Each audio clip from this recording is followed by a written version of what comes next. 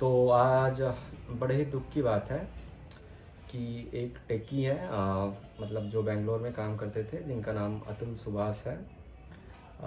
उनने सुसाइड कर लिया है। और उसका जो रीज़न है कि जो उनकी वाइफ है और उनके जो इन लॉज़ हैं, उन्होंने डिमांड किया और उनके ऊपर बहुत सारा प्रेशर किया, और ये 2-3 साल से चलते आ रहा है। ठीक, अब सपोज करो कि वो बंदा तो चला गया। अब हमारी जो जुडिशियरी सिस्टम है वो क्या स्टेप उठाती है।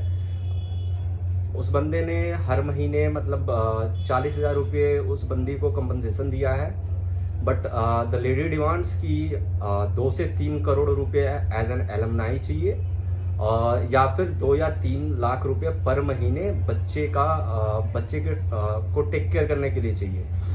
और वो बंदी खुद एक्सेंचर में काम कर रही है। अब सवाल ये उठता है कि ये फेमिनिज्म और सूडो फेमिनिस्ट कहाँ पर हैं जो ये कहती हैं कि इक्वलिटी में भरोसा रखती हैं। अब ये बताओ, ये इक्वलिटी है कहाँ से कहाँ तक। अगर तुम जॉब कर रहे हो, ठीक है, लड़का भी जॉब कर रहा है, लड़की भी जॉब कर रही है, दोनों की नहीं बन रही है, तुम डाइवोर्स ले लो, तुम आगे बढ़ जाओ। बट हाउ इट्स जस्टिफाइड कि वो बंदा ही इकलौता पैसा दे उस बंदी को।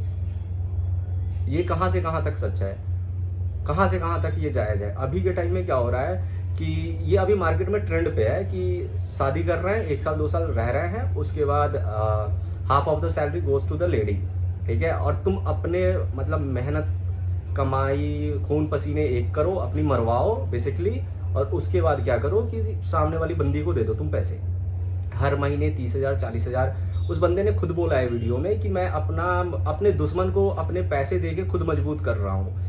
उस बंदी का नाम निकिता सिंघानिया है, जो कि एक्सेंचर में काम कर रही है। उस बंदी ने बोला कि तुम मर जाओ, उसकी सास ने बोला है तुम मर जाओ, और जज जो है वो 5 लाख रुपए का वो डिमांड कर रही है कि भाई मेरे को घूस दो तो मैं ये सारी चीज़ें सेटल करवा दूंगी।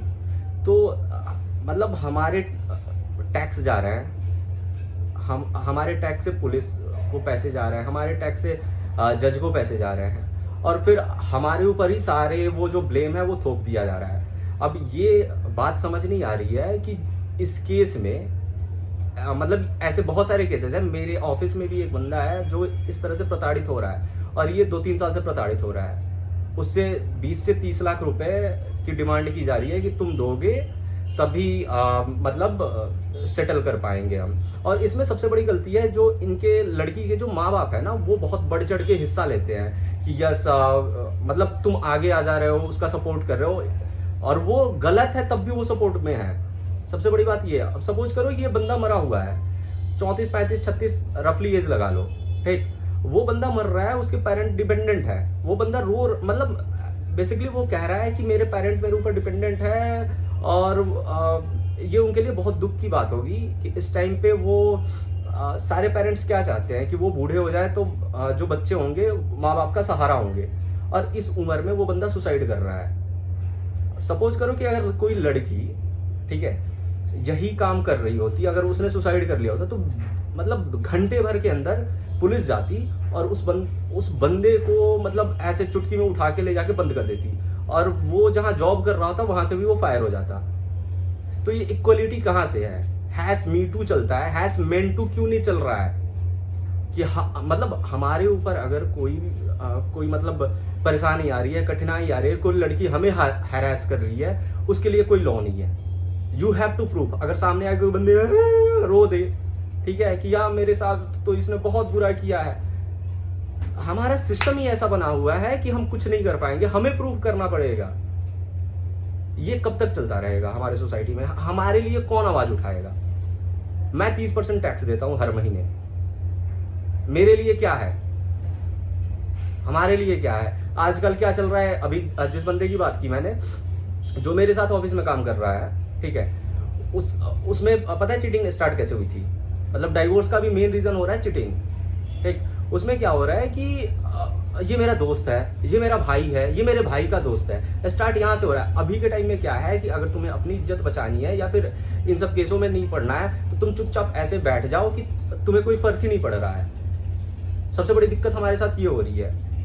अगर हम आगे बढ़ रहा है तो फॉल्स केसेस डाल दिए जा रहे हैं कि तुम्हारी धमकी ये मिलती है कि तुम्हारे पूरे फैमिली को मतलब तुम्हारे पूरे फैमिली के ऊपर वो चार्जेस डाल दिए जाएंगे, डॉरी का वो केस बना दिया जाएगा, मतलब बहुत सारी चीज़ें, अननेचुरल सेक्स जो भी है सारी चीज़ें ऐड कर दो, रेप का केस बन जाएगा, पता नहीं क्या क्या चीज़। अब मेरे को ये समझ नहीं आता है कि अगर तुम शादी में हो तो अननेचुरल सेक्स कैसे हो गया, वो रेप कैसे बन गया, बहनचोद गांड फटी पड़ी हुई है। हम अब मतलब शादी करने से डर लगता है कि कैसी बंदी मिल जाए, अगर ऐसी बंदी मिल जाए तो हमारी जिंदगी तहस नहस होगी।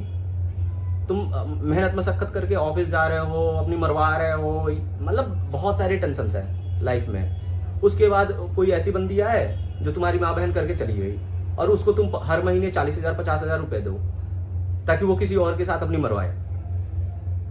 तो ये सिलसिला पता नहीं कब तक चलेगा।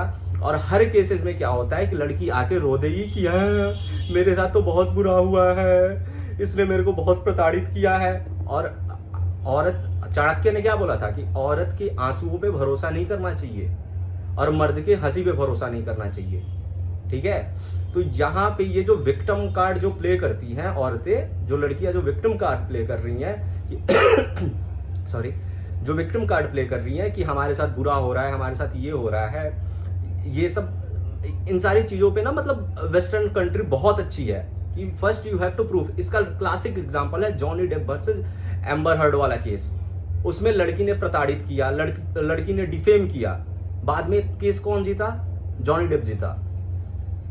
तो मतलब हमें अगर जब हमने सब कुछ कॉपी करा है वेस्ट से, तो भाई ये सारी चीजें भी तो लाओ धीरे धीरे हमारे कॉन्स्टिट्यूशन में कि अगर तुम और मैं दोनों इक्वली, मतलब तुम कैपेबल हो, यू आर अर्निंग, मैं भी कमा रहा हूं, तो तुम अलग हो रहे तो मैं तुम्हें पैसा क्यों दूं? मैं 8 आने क्यों दूं भाई? 25 पैसे क्यों दूं तुम्हें?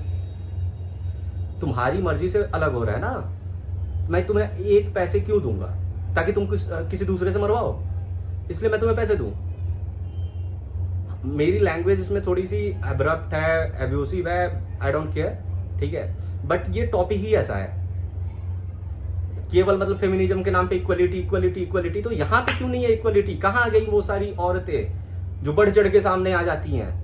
अभी एक पायलट वाला केस हुआ था जिसमें लड़की मरी हुई थी, उसने रिटन नोट भी नहीं लिखा था सुसाइड का कुछ, ठीक है, और उसमें घंटे भर के अंदर वो लड़का जेल में चला गया।